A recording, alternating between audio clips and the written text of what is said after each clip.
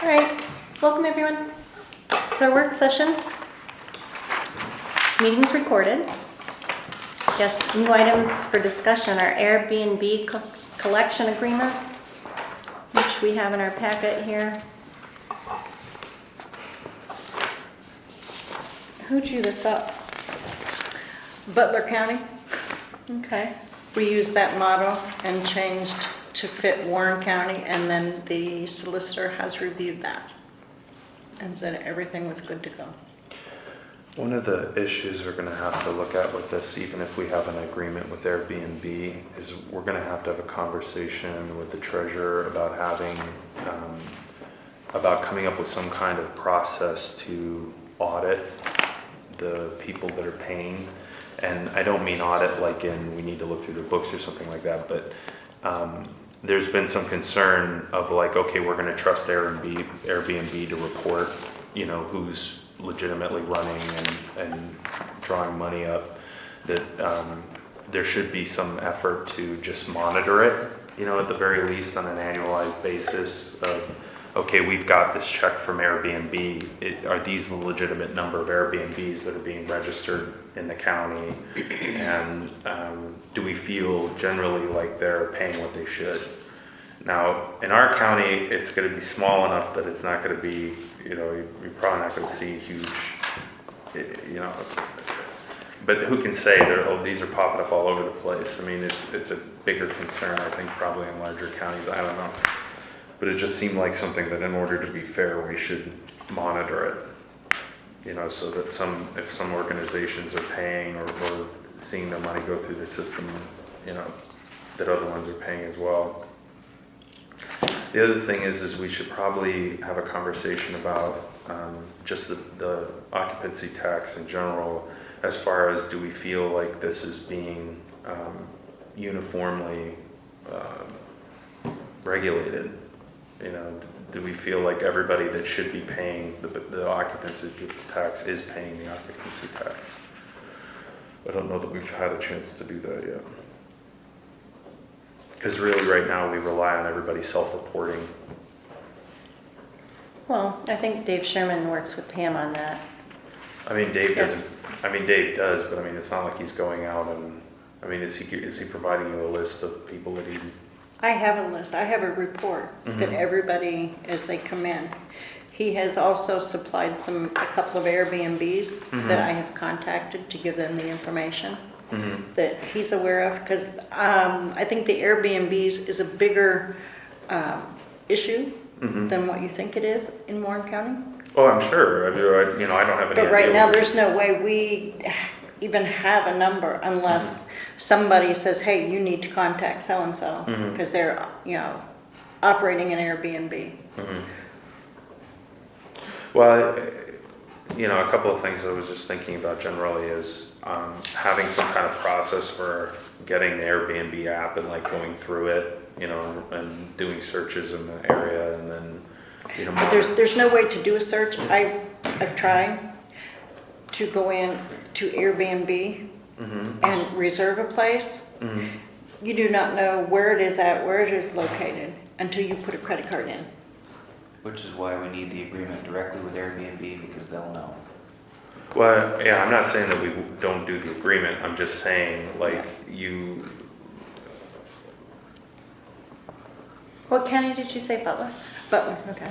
I mean, there is one lady that has a tent in her living room, and she's operating as an Airbnb. Yeah. But there's no way to prove that she is, because I can't do anything unless I reserve the room with a credit card. And I'm not going to start reserving rooms in Warren County with a So credit card. wait a minute. They don't let you know where anything is until you reserve it? Yep. I mean, I've never stayed in an Airbnb, so I don't know. And you put in your city and your dates that you're looking for, but until you... And then there's this list that comes up. And until And then you just randomly stay at a place. Uh-huh. I stayed at one and I thought, we knew we were staying before we went. But you already had reserved it with a card. You'd have to see the place. Like, how could you I don't know, I not? think Jason did it for me, so I don't know exactly what. Well, maybe they have pictures online and such, they just don't give a physical address until you Right. book it. Exactly, Right. until you Which is book it. possible. I don't know why I'm just interested in this. And your payment doesn't go to John and Jane Doe who own the resident. Your payment goes through the credit card processing system to Airbnb. So even at that way, you're not getting the method, any tracing method of who's I have- running the Airbnbs. I have 2 on our list that were honest and come to say, I'm operating an Airbnb.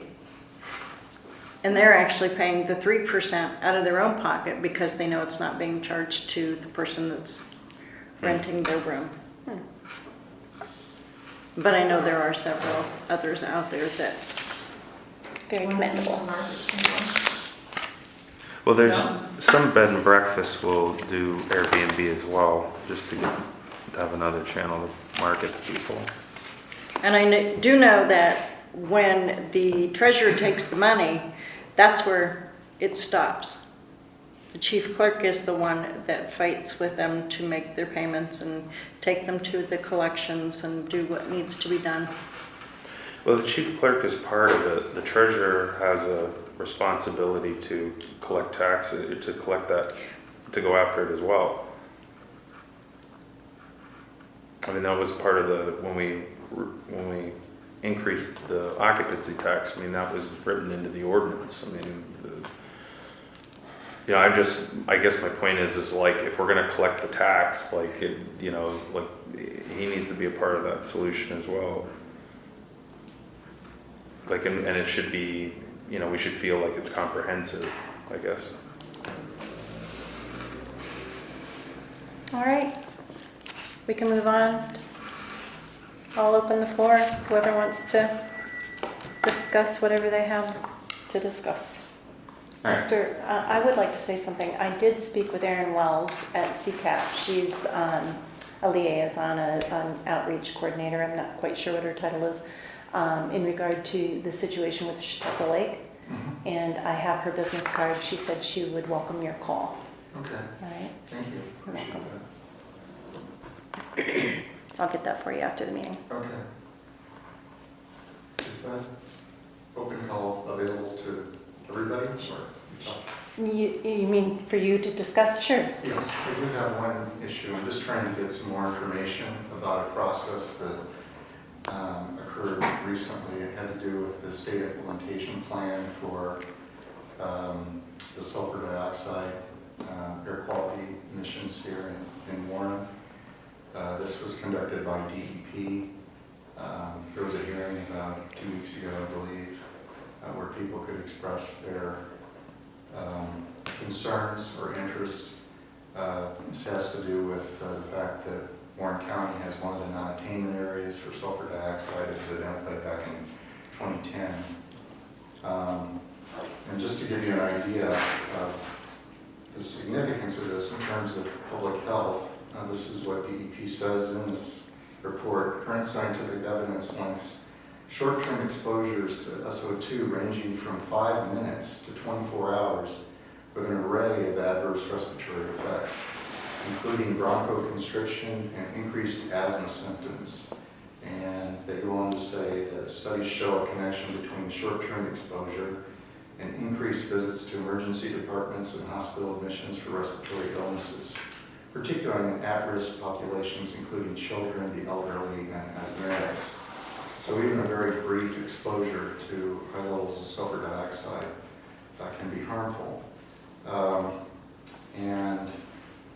So it seems like a very important public health issue to me, and I'm just trying to find out which of my elected government officials might have been contacted by DEP to know about this process, to monitor it, or to be involved in it. Were you all made aware of? I've not been made Of this aware, but I issue. would think that they would have contacted our state officials. State officials? I mean, DEP's already involved, obviously, the legislators must know. Kathy Rapp was aware. She was at the hearing.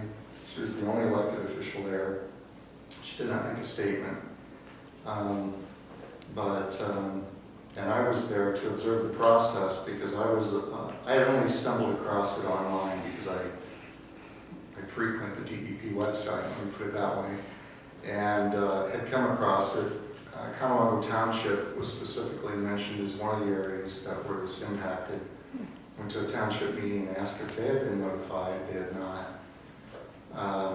And I haven't contacted Glade or Pleasant or the city of Warren to find out if they were notified, but if they were, they didn't have participation at the hearing.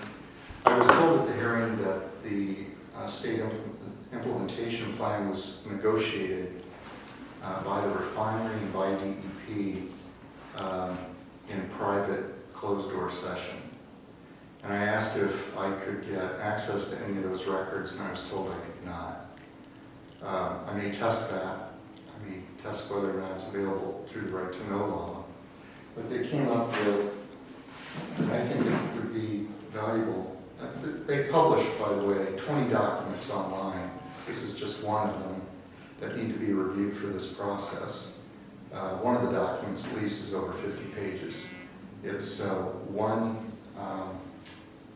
state implementation plan with like 19 technical appendices.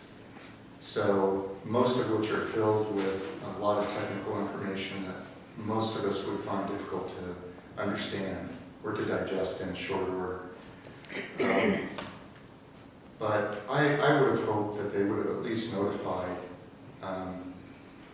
the governments at the township and county level that were, and at the city level, that were involved to try to include them in the process, or at least keep them informed of what that process might be. And I'm not here to comment on what they're actually proposing, but the consent order, which I don't know if I can give this copy to you afterwards. It's almost entirely redacted if you can see the line through.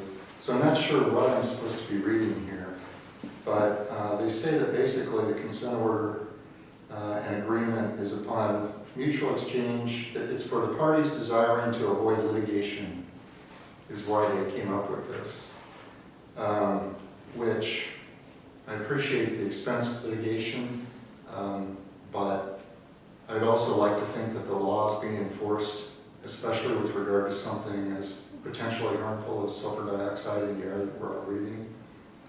And I just don't have any assurance that that was the case. And if indeed it's not an open process that I have any access to, I'll never know how that agreement came to pass. Or whether or not the interests of people outside of the two parties were even represented. But at this point, I don't, I'm hoping that DEP did their job, but it's hard to put trust in them if you don't understand what their negotiating position was. So I just thought I'd bring it to your attention. I know it's not directly in your jurisdiction in terms of air quality, although I don't know that for sure. You might have some. I just find the process to be totally flawed. It didn't involve any elected officials. It didn't involve any citizens. And it's highly complex, and it needed someone who could have put a lot of attention into it to represent the interests, I think, at least of the citizens. I don't know if it's too late to complain. I plan to be writing the governor, for example. You'll probably get a copy of that letter, along with other elected officials. Did they give you any handouts at the meeting that you attended? They might have just given me the overview. They don't even recall that. I think I printed that out myself. Something like this. Okay. Just telling us about the hearing and what it's for. Okay. So that's basically what was covered at the meeting, is just what happened at the hearing. Right. Except that you Basically, don't have the instructions, information. we're supposed to notify them in advance that we're coming to bring 2 copies of our statement, which I missed that part. But again, I was just there to see how it worked. Mm-hmm. And what bothered me is that it would have been nice to have, for example, a public meeting instead of a public hearing where people could have asked experts. Again, I'm not here to address the technical merits of what they've decided. I haven't study it long enough to know. But this seems to me to be a very, very flawed process, if it did involve the public at all, or you. It's one of those things I find regrettable. I think it could be one of the most important public health issues facing Warren County residents right now. And just the population in those 3 townships in the city, I believe, number about 18,000. It's almost half the population of the county. When you write your letter to the governor, I would recommend that you copy the Secretary of DEP as Yes, well as your legislators here. right. Yeah, and it may be that EPA will have a public process before they approve it, because I believe that's the route it takes. But I don't know that for sure. All right. Well, thank you for bringing that to our attention. You're welcome. Commissioners Eggleston, Capelin, do you have anything that you'd like to? Plenty. First of all, post the Stepping Up initiative that we passed, I've been collecting a little bit of data requests, I suppose, from the jail. I assume that you'll be coordinating with the jail in order to get more data, which is one of those points.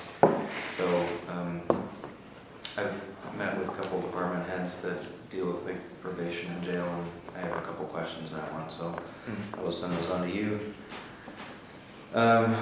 The phones are done, hallelujah. So we have new phones everywhere except for a few at the 911 center, but the courthouse is completely done.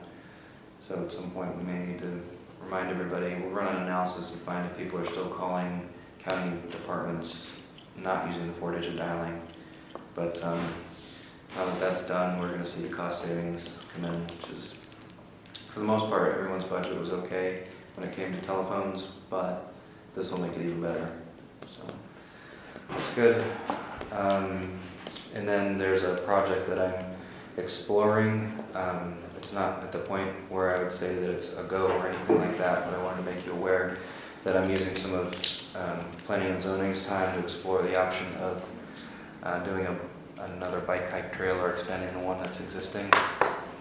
This is largely coming out of the fact that there's multimodal dollars in Harrisburg that's coming off the gas tax that I'd like to see utilized here. And so we're looking at ways that we could draw that down. In terms of schedule, I think the only thing of note is that on Wednesday I'm going to go down to Ag Progress Days, so I'll be out the entire day, but I'll be at the legislative lunch. And then past schedule,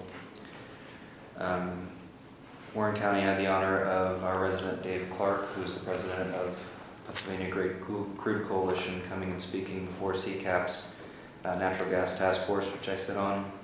So I had the opportunity to introduce him, and he did a great job of presenting some of really the economic impact of the local oil and gas industry on this economy. I was also able to speak at the Community and Economic Development Committee meeting on Sunday, and that was particularly interesting because the Center County Commissioner, who has been spearheading all of the incubators down in Center County in small communities the size of like Youngsville, and we both tag teamed and created a presentation where I kind of showed the status of Warren County and the plans that we have in order to advance economically, and he in some ways was showing what they've already done and the success that they're seeing. So for particularly the northern tier counties that are in a situation like us, they were really interested in our plans. And then I also spoke on Wednesday at CCAP on a panel that was looking at millennials and leadership, essentially. Well, it was my role in it was to talk about millennials and leadership roles, and it all went very well. In terms of boards, Salvation Army doesn't meet during the summer, but I am continuing to run that subcommittee that's committed to doing the kickoff breakfast.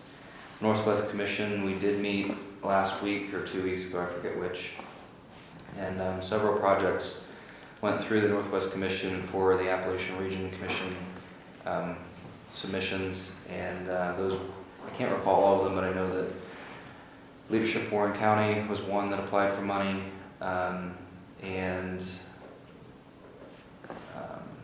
the Rural Broadband Initiative was another that passed through. I believe there was a third, I can't recall what that was. It may have been phase 3 of Jake's Rocks.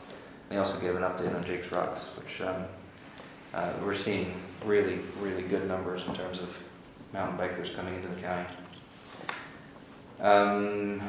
Workforce Development Board, we did have a vote on Friday to take the existing career link and move it from the full service model to what's called a static access point.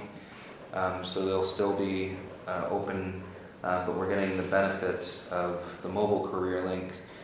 So starting now, we have the new staff that have just been hired going around to places like the jail and Beacon Light and such in order to meet with people that are looking for job training and jobs where they're at already. For the COG meeting, I think the only update that's interesting to you all would be that the stop signs application that we sent in over a year ago finally got denied, so we'll be reapplying. There's been much communication about that. It's been real funny. Well, I think the understanding is that Dan thought it was approved, and they approved one stop sign. Right. He thought that we were going to get like all of these stop signs in Warren County. Yeah, they approved like one in Tiddie or something. Yeah, it was like they didn't. Their response was so bad that Dan thought that we'd gotten all these stop signs. Yeah. Oh. COG Fire Services, which I also sit on, we are going to be having a countywide EMS meeting, so the chiefs and township supervisors, I'll be hosting that here at the Jackson Courtroom in a couple weeks. Actually, maybe it's closer to a month, I forget exactly. WCCBI board meeting was canceled this past Thursday.